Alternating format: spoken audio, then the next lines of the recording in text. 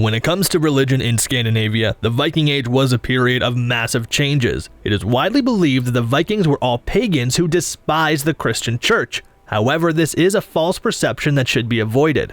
It is true that practically the whole population of Scandinavia was pagan at the beginning of the Viking Age, but the Vikings worshipped a variety of gods, and accepting the Christianity alongside their own was not an issue for them. We won't talk much about conversion to Christianity today, but rather about the pagan religious practices of the Viking Age, so please like the video, subscribe to the channel, and let's get started. Most researchers currently think that the Viking raids on Christian churches had little to do with the religion, and instead with the fact that monasteries were often both wealthy and poorly protected, making them an attractive target for plunderers to take advantage of. The pagans buried their deceased with burial goods that may help them in the afterlife, where they believed the warriors who died while fighting bravely would enter Valhalla and dwell with Odin.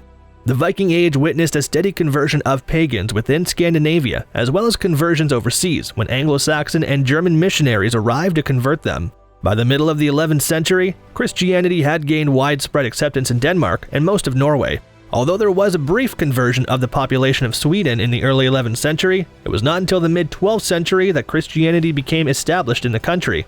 It was necessary for Christians to take over traditional pagan places as part of the process of conversion. This may be observed clearly in Gamla Uppsala in Sweden, where the remains of an early church coexist with a series of large pagan burial mounds, providing an excellent illustration of this. The Viking Age was a period in which we know very little about pagan religious activities. Although there are rare references to paganism in the Viking sagas, which were largely created in Iceland in the 13th century, it is important to note that they were written down 200 years after the conversion to Christianity. We know that chieftains served in some capacity as priests, and that horse sacrifices were a part of pagan ritual, but we don't know much else about their religious practices. We know a lot more about the myths and legends linked with the pagan gods. Except for brief allusions in early poems, these stories survived after conversion because it was easy to see them merely as myths rather than as religious ideas themselves. The Eddas are the most important source of evidence because they are excellent literary works that portray ancient pagan beliefs as folk tales. According to Norse mythology, the god Odin sacrificed himself by being hanged on the Yggdrasil tree and wounded with a spear, followed by some form of resurrection just a few days later, an obvious parallel to Christ's crucifixion and resurrection. The Eddas provide a great amount of knowledge about the gods and their relationships with giants, mankind, and dwarves. The mightiest god was Odin, the Allfather, who was the god of warfare, justice, death, wisdom, and poetry. Odin was also known as the one-eyed god.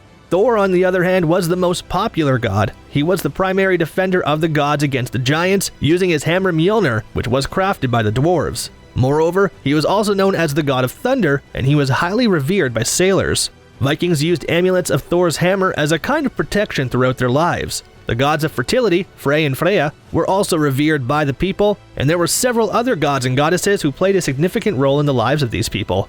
It was the giants who were the gods' most formidable enemies, and there were frequent wars between the two races. And only Thor was a match for the giants in terms of physical power, and due to this, the gods were forced to depend on their cunning to defeat them. In fact, even the almighty Odin could pull off brilliant ploys, but when the gods needed a cunning strategy, they turned to Loki, the god of fire. Similarly, like fire, which can provide required warmth while also wreaking havoc, Loki did many things that benefited the gods while also wreaking havoc on them. Many of the issues he solved were the result of Loki's mischief in the first place.